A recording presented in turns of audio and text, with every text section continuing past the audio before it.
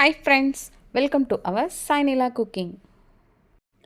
இன்றைக்கி நம்ம பார்க்க போகிற ரெசிபி ஒரு ஸ்வீட் ஐட்டம் தான், ஜவ்வரிசி பாயசம்.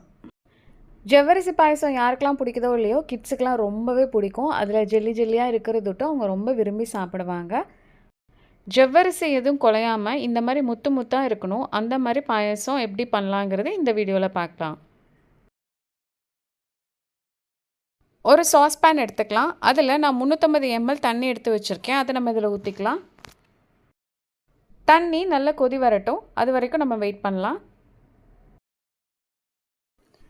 இப்போ தண்ணி நல்லா கொதி வந்துடுச்சு பாருங்கள். இப்போ இதில் நான் ஒரு 1/4 கப் ஜவ்வரிசி எடுத்து வச்சுருக்கேன். அதை நம்ம இதில் சேர்த்துக்கலாம். நான் குட்டி ஜவ்வரிசி எடுத்து வச்சுருக்கேன். நீங்கள் பெரிய ஜவ்வரிசி எடுத்திங்கன்னா ஒரு அரை மணி நேரம் வரைக்கும் ஊற வச்சுட்டு சேர்த்துக்கோங்க. குட்டி ஜவ்வரிசி சீக்கிரமே வெந்துடும், அதனால் நம்ம ஊற வைக்க வேண்டிய அவசியம் இருக்காது. ஜவ்வரிசி போட்ட உடனே நம்ம கைவிடாமல் கிண்டிக்கிட்டே இருக்கணும், ஏன்னா ஜவ்வரிசி அடியில் தங்கிடும். இதை நம்ம ஒரு 10 நிமிஷம் வரைக்கும் நல்லா வேக வச்சு எடுத்துக்கலாம்.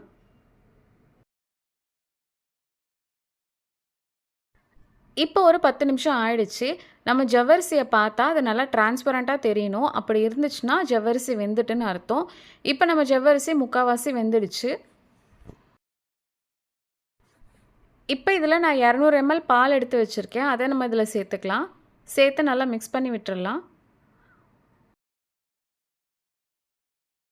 1/4 கப் அளவு சுகர் எடுத்து வச்சுருக்கேன். அதையும் நம்ம இதில் சேர்த்துக்கலாம். உங்களுக்கு சுகர் அதிகமாக வேணும்னா நீங்கள் இன்னும் கொஞ்சம் அதிகமாக சேர்த்துக்கோங்க.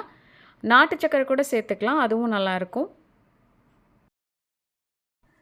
ஏலக்காய் பொடி 1/2 டீஸ்பூன் எடுத்து வச்சுருக்கேன். அதையும் இதில் சேர்த்துப்போம். குங்குமப்பூ கொஞ்சம் எடுத்து வச்சுருக்கேன், அதை நான் இதில் சேர்த்துக்கிறேன். உங்களுக்கு வேணான்னா இதை நீங்கள் விட்டுறலாம். நான் கலருக்காக சேர்த்துருக்கேன்.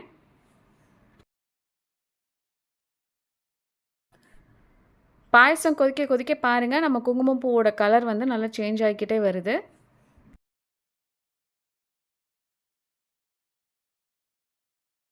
ஒரு மிக்சர் ஜார் எடுத்துருக்கலாம். நான் நட்ஸ் கொஞ்சம் எடுத்து வச்சுருக்கேன். முந்திரி பருப்பு, பிஸ்தா, பாதாம் எல்லாமே எடுத்து வச்சுருக்கேன். இது நம்ம நல்லா ஒரு பவுடராக ஆக்கி எடுத்துகிட்டு வந்துக்கலாம். பாருங்கள், நல்லா இது மாதிரி பவுடராக எடுத்துகிட்டு வந்துக்கோங்க. நம்ம பாயசம் கொதிச்சிட்ருக்கலாம், அதில் நம்ம அரைச்சி வச்சுக்க நட்ஸ் பவுடரை சேர்த்துடலாம். சேர்த்து நல்லா மிக்ஸ் பண்ணி விட்டுருங்க.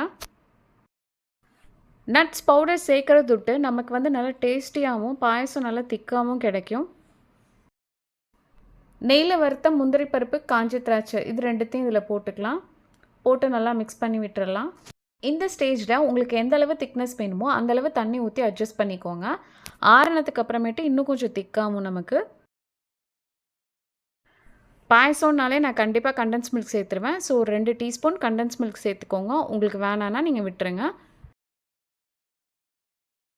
லாஸ்ட்டாக ஒரு 2 டீஸ்பூன் நெய் விட்டுருங்க, அப்போ தான் நல்லா வாசமாக இருக்கும். ஸ்டவ் ஆஃப் பண்ணிடலாம். அவ்வளோதான், நம்மளோட சூப்பரான ஜவ்வரிசி பாயசம் ரெடி ஆகிடுச்சு. அவ்வளோதான் ஃப்ரெண்ட்ஸ், நம்மளோட சூப்பரான ஜவ்வரிசி பாயசம் ரெடி ஆகிடுச்சு. பாருங்கள், பார்க்கவே எவ்வளோ திக்காக நல்லா க்ரீமியாக இருக்குது. ஜவ்வரிசிலாம் பாருங்கள் நல்லா முத்து முத்தாக வெந்திருக்கு. இதை நீங்கள் ஃப்ரிட்ஜில் வச்சு கூட சர்வ் பண்ணலாம், அதுவும் டேஸ்ட் ரொம்ப நல்லாயிருக்கும். கண்டிப்பாக இதை நீங்கள் ட்ரை பண்ணி பார்த்துட்டு எப்படி வந்ததுங்கிறத சொல்லுங்கள். இந்த வீடியோ உங்களுக்கு பிடிச்சிருந்ததுன்னா சப்ஸ்கிரைப் பண்ணுங்கள், லைக் பண்ணுங்கள், ஷேர் பண்ணுங்கள். தேங்க்ஸ் ஃபார் யுவர் வாட்சிங்.